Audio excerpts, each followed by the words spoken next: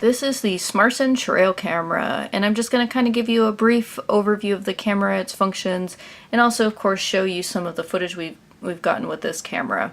We live out on a ranch and we use hunting cameras to give the mice and rats around our ranch, and occasionally we'll catch a nice animal like a road runner as well.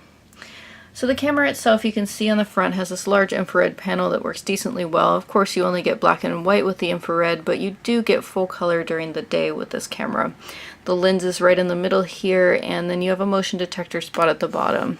The back of the camera has this nice grated area that allows you to put it on a tree, connect it around a pole. It does come with a tightening strap as well that I don't have attached to the camera now because we don't actually use it. In fact, there's a tripod mount on the bottom here, and that's what we tend to use when we use this camera because it just kind of lets you focus the shot a little bit better. And also, since this camera has an LCD screen, which I'll show you in a minute, it allows you to really understand the shot that you're going to get. So there's a nice locking mechanism on the side here, and then on the inside you can see that the LCD is really quite large, which is nice. We've had several hunting cameras. This is our first one with an LCD, and it really does make a gigantic difference. For one thing about the LCD to mention is it does tend to run down the batteries quite a bit faster. So when you use the LCD, there is a USB port down here that I suggest plugging into just to kind of conserve that power if you're hurting for it. So the batteries go in this compartment over here. And you can see it can take 4 or it can take 8 to extend that battery life. If you don't use the LCD, it works quite a long time just in a recording mode. However, if you go out and check the pictures a lot, the battery life is not that long. So on the bottom here you have 3 different modes. You have off test mode, which kind of lets you change all of your settings, and then also an on mode. And you see there is also the SD card slot here. It takes a standard SD, it does not take a micro SD. Alright, so I got the menu open here, and I'm just going to quickly go through some of the major settings. I'm not going to go over everything comprehensively, but I am going to give you an idea of what the camera is capable of. So the mode I mentioned earlier, you can do video, or you can do camera, or you can do both, where it will take a picture and also record the video right after.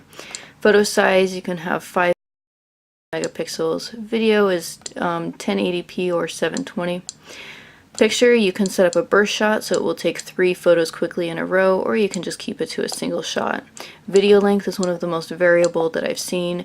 Up to a minute you can adjust to the second, and then you have 3, 5, or 10 minutes, which is a really long time. I usually keep it on 60 seconds, and even that can be a little bit long. The animal's usually out of shot by the time the 60 seconds is up. There is a time stamp. There is a time lapse mode, which is a really cool feature. And then you can do basic things, set the clock, format the card in the device, and change the volume recording to normal, low, or high. There are several things that you can do outside the menu mode as well, like replay videos and photos that you've taken previously. I found this to be one of the most useful features of this camera. It's really awesome to be able to look over the video you've taken without having to go back and find your computer. This here is some video that we caught of a little mouse on the ranch, and I will stick this video footage at the end of this overview video so you can kind of see how it came out. So leaving replay mode here, you can also change between photo and video just with those 2 easy buttons. And you can take a photograph by pressing the shot button at the top there. And there you can see it's recording. And then you can stop it again.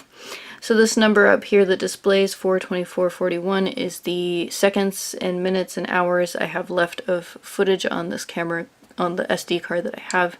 And if I go into photo mode, you can see I have 7,395 photos left at 12 megapixels. So that is my overview of the Smarson Hunting Trail Cam with the LCD. And I am now going to go ahead and play some video I have caught of rats around the ranch at night, and also some daytime video of some road runners that I think is pretty cool.